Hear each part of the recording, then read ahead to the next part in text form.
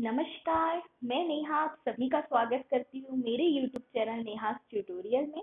आज जो मैं टॉपिक आपके सामने लाई हूँ वो है refraction through a glass prism and what is dispersion and how the rainbow is made, कैसे रेनबो बनता है। तो चलिए हम शुरुआत करते हैं। हमारे पहले टॉपिक जो है refraction of light through glass prism. हम सपोज करते हैं कि ये हमारा एक ग्लास प्रिज्म है ए बी सी, जहां पर बी सी जो है बेस है और ए बी और ए सी जो है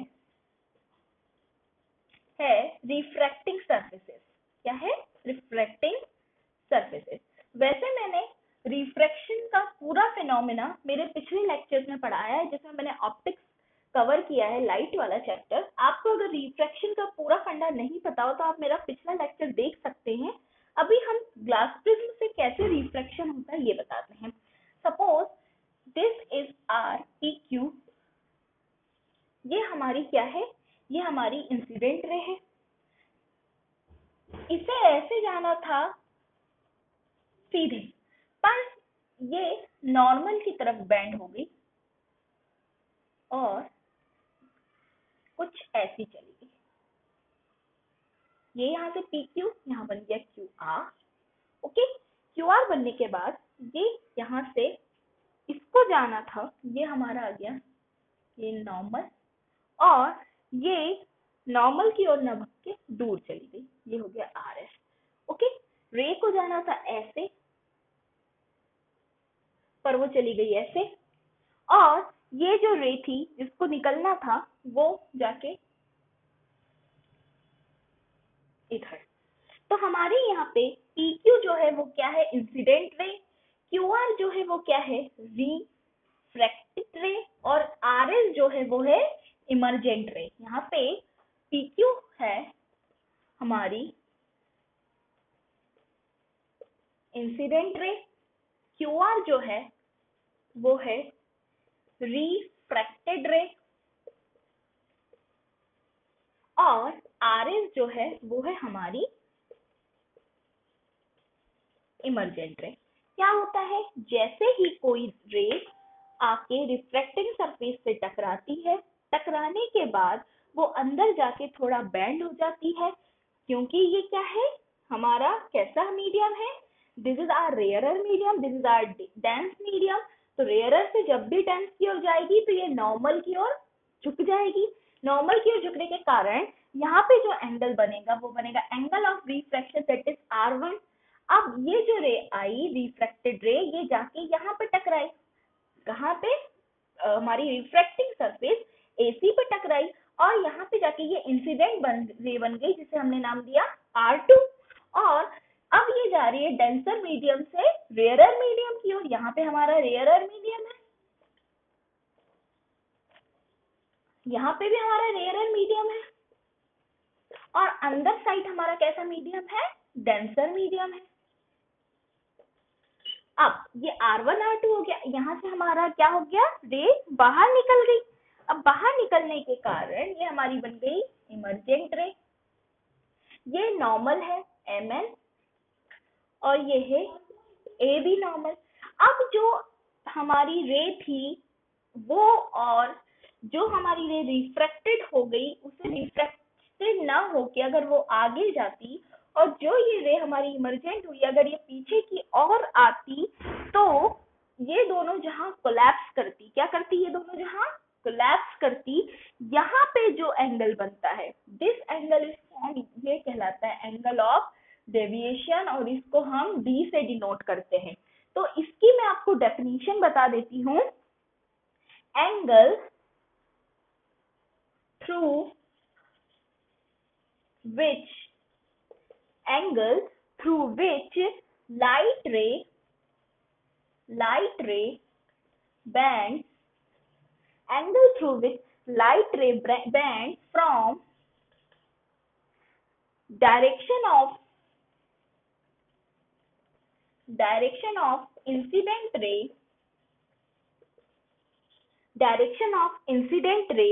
when it comes out of prism, when it comes out of prism is called angle of deviation.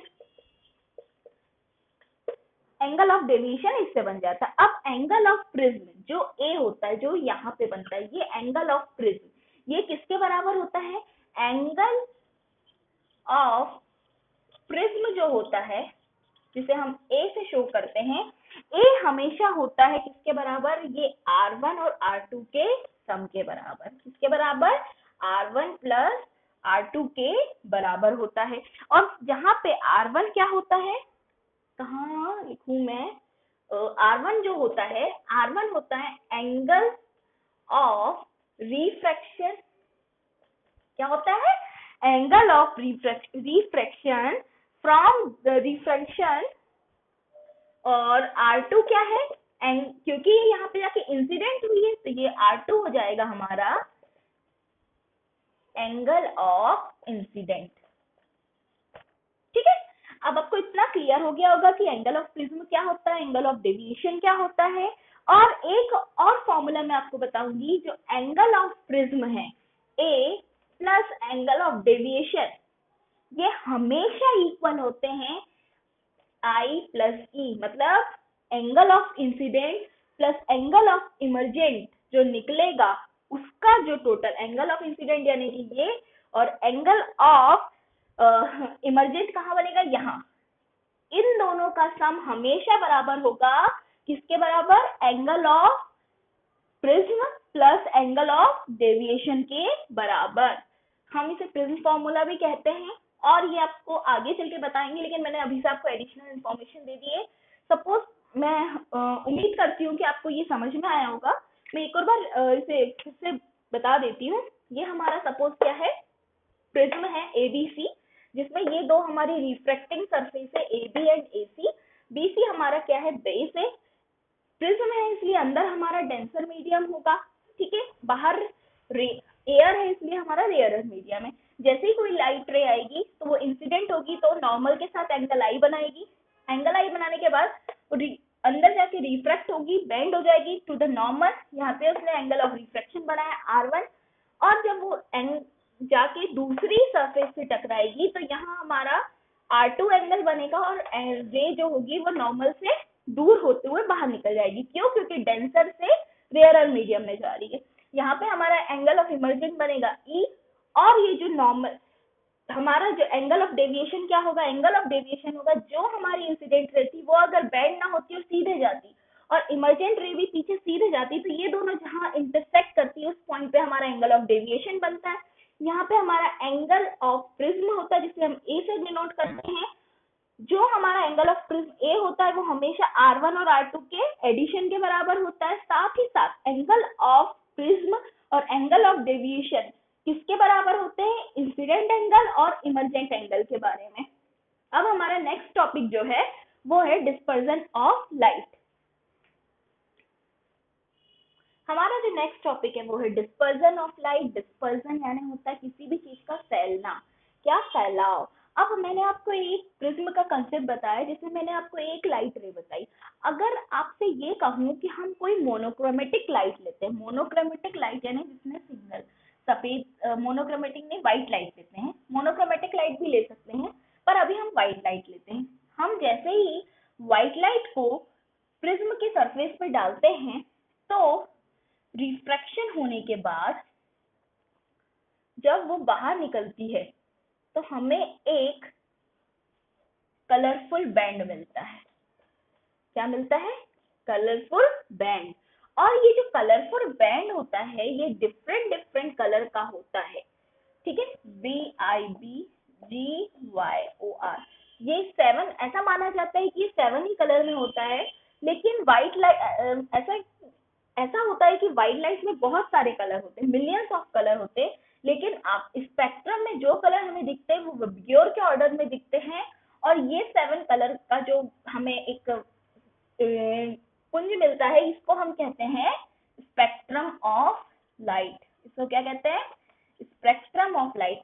क्या बताया हमने, यहाँ से एक व्हाइट लाइट डाली, ठीक है, व्हाइट लाइट डाली, प्रिज्म में वो जैसे ही गई आफ्टर रिफ्रैक्शन वो हमें स्पेक्ट्रम के रूप में मिल गई। किसके रूप में मिल गई? स्पेक्ट्रम के रूप में मिल गई। क्यों? क्योंकि यहाँ पे क्या हुआ? रिफ्रैक्शन हुआ। यही होता है डिस्पर्जन ऑफ लाइट। ऐसा क्यों होता है? ऐसा इसलिए होता है क्योंकि जब भी लाइट के पार्टिकल्स किसी एक मीडियम से दूसरे मीडियम में जाते हैं, कैसे जाते हैं? एक मीडियम से दूसरे मीडियम में जाते हैं, तो लाइट की जो वेलोसिटी होती है वो हर मीडियम में अलग होती है। अब यहाँ पे व्हाइट लाइट चल रही थी, तो यहाँ पे जिस भी वेलोसिटी से चल रही थी, अंदर जाके उसकी वेलोसिटी कम हो गई, उसकी चाल कम हो गई या ज्यादा हो गई। तो जिस कलर की, जिस व्हाइट लाइट में मिलियंस ऑफ कलर थे, लेकिन जिस कलर की वेलोसिटी कम होती गई, जिस कलर में वो बट गया, तो वो बाद में बाहर निकल के हमको उस कलर का स्पेक्ट्रम मिल जाता है। क्या होता है? जो लाइट की वेलोसिटी रहती है वो चेंज हो जाती है, जिसके कारण हमको ये 7 कलर्स मिलते हैं, जिसे हम स्पेक्ट्रम ऑफ लाइट कहते हैं। ठीक है, अब हमने क्या किया है? व्हाइट लाइट ली है, तो वो हमारे एक स्पेक्ट्रम में चेंज हो गई। सपोज करें हम कि हम 2 प्रिज्म ले रहे हैं। क्या ले रहे हैं? 2 प्रिज्म ले रहे हैं, एक ऐसा रखते हैं और एक ऐसा रखते हैं। यहाँ से हम व्हाइट लाइट डाल रहे हैं तो वो 7 कलर में जाके हो रही है। अब ये 7 कलर जाके यहाँ पे मिलेंगे तो हमें आफ्टर रिफ्रैक्शन क्या मिलेगा? यहाँ से हमें मिलेगी व्हाइट लाइट, क्योंकि जस्ट उल्टा फिनोमेना यहाँ पे होगा। कैसे? यहाँ से हमारी व्हाइट लाइट आई थी, क्या आई थी? व्हाइट लाइट आई थी। यहाँ पे हमारा क्या हुआ? रिफ्रैक्शन हुआ। क्या हुआ? रिफ्रैक्शन हुआ। रिफ्रैक्शन के कारण ये किस में आ गई? स्पेक्ट्रम में आ गई। अब स्पेक्ट्रम जब फिर से प्रिज्म में जाएगा तो इसकी जो वेलोसिटी थी वो यहाँ पे आके फिर चेंज हुई। अब ये सब मिल गए और फिर जाके एक व्हाइट लाइट के रूप में निकल गए बाहर, जहाँ फिर यहाँ मिलियंस ऑफ कलर इसमें मिल गए। तो ये हमारा फॉर्मूला, फंडा जो होता है वो डिस्पर्जन ऑफ लाइट का होता है। अब इसी से मिलता जुलता कंसेप्ट जो है हमारा रेनबो कैसे बनता है वो मैं आपको समझाती हूँ। रेनबो क्या होता है? जब हमारी सन की लाइट, हमारी how to rainbow formed। क्या होता है? जब हमारी सनलाइट किसी वाटर ड्रॉपलेट पे पड़ती है, ये हमारा क्या है? Water droplet. यहाँ पे सनलाइट पड़ी, तो सनलाइट पड़ने के बाद यहाँ होता है रिफ्रैक्शन। यहाँ पड़ने, अब रिफ्रैक्शन होके यहाँ गई, लेकिन यहाँ से बाहर न निकल के वो टोटल इंटरनल रिफ्लेक्शन हो जाता है। यहाँ पे क्या होता है? टोटल इंटरनल रिफ्लेक्शन हो जाता है, जिसके कारण ये फिर से रिफ्लेक्ट होके यहाँ से वापस निकलती है और एक स्पेक्ट्रम के रूप में बाहर निकलने लगती है। मतलब जब भी हमारा रेनबो बनता है तो यहाँ 2 फिनोमिना होते हैं। पहला फिनोमिना जो होता है वो होता है रिफ्रैक्शन ऑफ लाइट। क्या होता है? Refraction of light. और दूसरा फिनोमिना जो होता है वो होता है टोटल इंटरनल रिफ्लेक्शन। ठीक है, क्या होता है? जैसी सनलाइट आई, पहले हमारा रिफ्रैक्शन हुआ, रिफ्रैक्शन होने के बाद मैंने आपको क्या बताया कि लाइट यहाँ से बाहर निकलती, लेकिन लाइट बाहर नहीं निकलती, यहाँ से वो वापस रिफ्लेक्ट हो जाती है। क्यों? क्योंकि यहाँ पे हमारा क्या हो जाता है? टोटल इंटरनल रिफ्लेक्शन हो जाता है, जिसके कारण ये लाइट फिर से यहाँ आ जाती है और हमें यहाँ से बाहर निकलती दिखती है, जो हमें एक स्पेक्ट्रम नुमा प्राप्त होती है, जिसे हम हमेशा रेनबो कहते हैं।